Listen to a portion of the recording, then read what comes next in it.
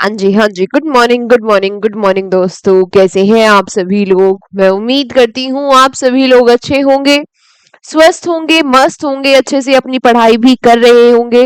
तो चलो शुरू कर देते हैं आज की करंट अफेयर्स की क्लास को, जहां पर हम करंट अफेयर्स के 10 इंपॉर्टेंट क्वेश्चंस को मात्र 10 मिनट में विद एक्स्ट्रा इन्फॉर्मेशन कवर करेंगे। यानी कि घंटों की करंट अफेयर्स की क्लास हमारी यहाँ मिनटों में होने वाली है।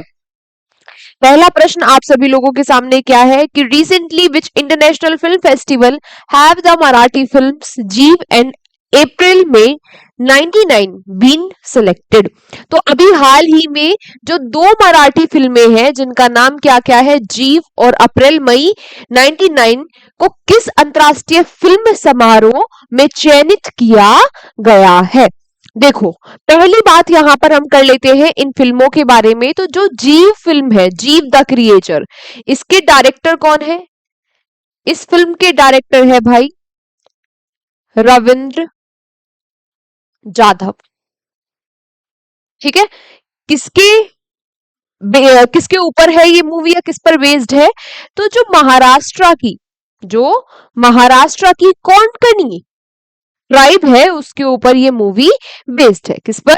महाराष्ट्र की कोंकणी ट्राइब पर ये मूवी बेस्ड है। दूसरी मूवी की अगर हम यहाँ पर बात करें, अप्रैल मई, देखो यहाँ पे एक बार मैं लिख देती हूँ, महाराष्ट्र की जो कोंकणी ट्राइबल कम्युनिटी है उस ट्राइबल कम्युनिटी के ऊपर ये मूवी है। दूसरी मूवी की अगर बात करें अप्रैल मई, इस मूवी के डायरेक्टर है रोहन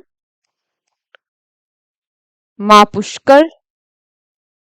ठीक है। और ये मूवी बेस्ड है लव, दोस्ती, है ना, नोस्टैल्जिया, जो पुरानी मेमोरीज है उनकी यादें, उन सब पर बेस्ड ये मूवी है। इन दोनों मूवी को सिलेक्ट किया गया है कांस फिल्म फेस्टिवल में, जो कहाँ होता है? जो होता है भाई फ्रांस में। तो याद रखना, ये दो मराठी मूवी सेलेक्ट हुई है। सीधा सीधा आपसे पूछ लिया जाएगा कि ये मूवी किस भाषा से संबंधित है या किस फिल्म इंडस्ट्री से संबंधित है? मराठी से संबंधित है, इनके डायरेक्टर कौन है, या ये मूवी किस पर बेस्ड है? ठीक है। कहां सिलेक्ट हुई है ये बात भी हमने डायरेक्ट डायरेक्ट पढ़ ही ली। फिर आपसे पूछा गया कि recently who is the winner of the 2026 IBSF world billiard championship. तो 2026 में जो वर्ल्ड बिलियर्ड चैंपियनशिप हुई, आपसे पूछा गया कि उसको किसने जीत लिया है। पहली बात यहां पर हमें पता होनी चाहिए कि ये जो बिलियर्ड चैंपियनशिप हुई, ये हुई कहां पर? ये हुई कहां पर? कार्लो आयरलैंड में। ठीक है। इसको जीत लिया है भारत के सौरव कोठारी ने। सौरव कोठारी विनर रहे, और जो रनर अप रहे यानी कि जिन्होंने सिल्वर मेडल जीता, वो कौन है? वो है पंकज अडवाणी। दोनों ही भारत के हैं। सीधा सीधा प्रश्न आपसे पूछा जाएगा कि भाई पंकज अडवाणी या फिर सौरव कोठारी ये किस खेल से संबंधित है? तो याद रखना, बिलियार्ड से संबंधित है। इसके अलावा ये क्वेश्चन तो बन ही जाएगा कि भाई किसने जीता, और ये क्वेश्चन भी बन सकता है कि ये वर्ल्ड बिलियार्ड चैंपियनशिप कहां पर हो रही थी। बात समझ में आई? सारी बातें क्लियर? चलो अगले क्वेश्चन की ओर चलते हैं। Recently Chandrayaan 5 mission launched site assessment has begin in which country. तो जो चंद्रयान 5 को लॉन्च किया जाएगा, उसके उसके प्रक्षेपण स्थल का आकलन किस देश में शुरू हो गया है? तो ये जो असेसमेंट साइट है, ये कहां पर है चंद्रयान 5 की? देखो पहली बात, जो चंद्रयान 5 है ये हमारे इसरो और जापान की जो स्पेस एजेंसी है जाक्सा, कहाँ की स्पेस एजेंसी है ये? जापान की। जैसे भारत की इसरो है, ऐसी जाक्सा कहाँ की है? जापान की। इन दोनों का ज्वाइंट मिशन होने वाला है ये चंद्रयान 5। चंद्रयान 5 ऑब्वियसली मून के लिए मिशन होता है। इस मिशन में क्या किया जाएगा? मून के साउथ पोल पे जाकर वहां पर डिस्कवर किया जाएगा कि यहाँ पर पानी है, यहाँ पर बर्फ है, यहाँ पर क्या क्या चीजें हैं। ठीक है। उन सभी का यहाँ पर क्या किया जाएगा? स्टडी की जाएगी। बेसिकली साउथ पोल की स्टडी की जाएगी इसमें। तो बात की जाए ये जो मिशन है, इस मिशन को कहां से लॉन्च किया जाएगा, आपसे सीधा सीधा ये पूछना चाहता है। तो इसको जापान से लॉन्च किया जाएगा। जापान के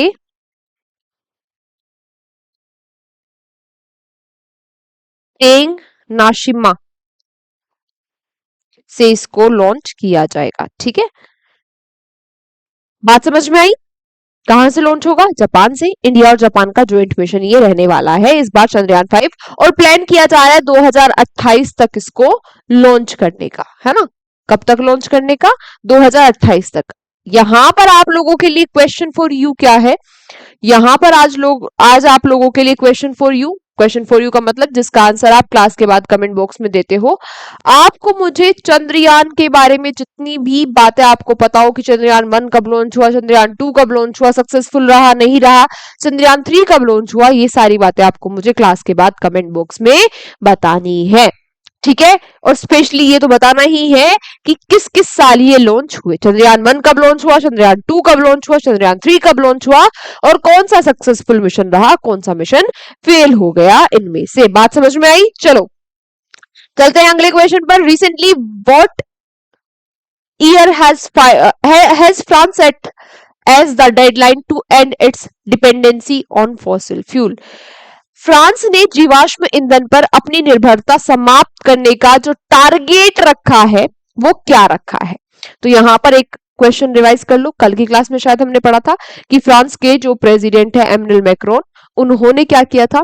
उन्होंने 2027 में कहा है कि भाई वो पॉलिटिक्स से रिटायरमेंट ले लेंगे क्योंकि उनकी 2 टर्म्स पूरी हो जाएंगी एज प्रेसिडेंट इन फ्रांस, ठीक है? अब फ्रांस क्या है? फ्रांस ने एक टारगेट रखा है कि जो जीवाश्म ईंधन है उस पर वे अपनी निर्भरता पूर्ण रूप से खत्म कर देंगे। तो वो टारगेट ईयर क्या रखा है? 2050 रखा है।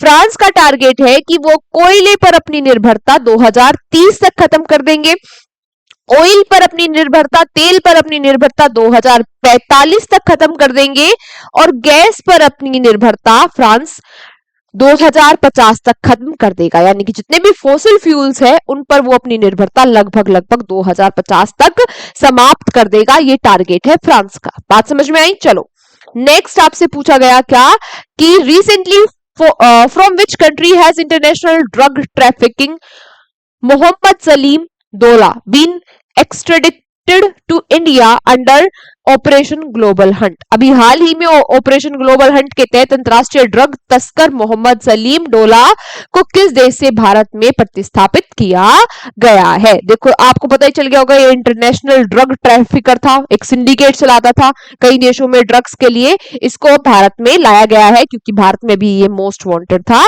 भारत में भी इस पर कई सारे केसेस चल रहे थे। तो आपसे क्या पूछा कि कहां से लाया गया इसको? भारत, तुर्की से इसको भारत में लाया गया है, याद रखना। और तुर्की का नाम अब तुर्की हो गया है बदल के, ये बात भी याद रखना। रिसेंटली आयुष्मान भारत दिवस is celebrated every year on which day? तो आयुष्मान भारत दिवस कब मनाया जाता है? हर वर्ष आयुष्मान भारत मनाया जाता है। आयुष्मान भारत दिवस मनाया जाता है 30 अप्रैल को। क्यों? क्योंकि इस दिन 30 अप्रैल 2018 को क्या हुआ था? आयुष्मान भारत योजना को लॉन्च किया गया था, जिसके तहत होता क्या है? जिसके तहत पर फैमिली 5 लाख का इलाज मिलता है, पर फैमिली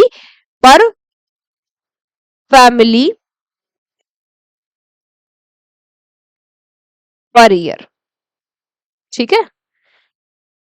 आयुष्मान कार्ड बनते हैं ना, हाँ, तो वही ये योजना है, हेल्थ केयर के लिए, हेल्थ इंश्योरेंस के लिए योजना है, और ये वर्ल्ड की सबसे बड़ी हेल्थ इंश्योरेंस योजना है आयुष्मान भारत। तो जिस दिन ये लॉन्च हुई थी उसी दिन पर मनाया जाता है आयुष्मान भारत दिवस। Recently where was the 10th national summit on innovation and inclusion held? तो अभी हाल ही में नवाचार और समावेशन पर 10वां राष्ट्रीय शिखर सम्मेलन कहां पर हुआ? ये 10वां राष्ट्रीय शिखर सम्मेलन हुआ है चंडीगढ़ में, जिसका उद्घाटन किया हमारे हेल्थ मिनिस्टर जेपी नड्डा ने। जेपी नड्डा कौन है? ये हमारे union health minister, union health minister, इनके द्वारा इस शिखर सम्मेलन का उद्घाटन किया गया, ठीक है? फिर बात आती है क्वेश्चन नंबर 8 की। रिसेंटली वेयर हैज द आदि Divya foundation launch India's first spiritual curriculum? अभी हाल ही में जो आदि विद्या फाउंडेशन है इसने क्या किया है? इसने भारत का पहला आध्यात्मिक पाठ्यक्रम शुरू किया है। आपसे पूछा कहां पर शुरू किया? तो दिल्ली एनसीआर में इसको शुरू किया गया है ना? जो अध्यात्म है, मेडिटेशन है, उसके लिए ये क्या रहेगा? पाठ्यक्रम रहेगा, करिकुलम रहेगा। Recently who secure the top position in panchayat advancement index 2.0।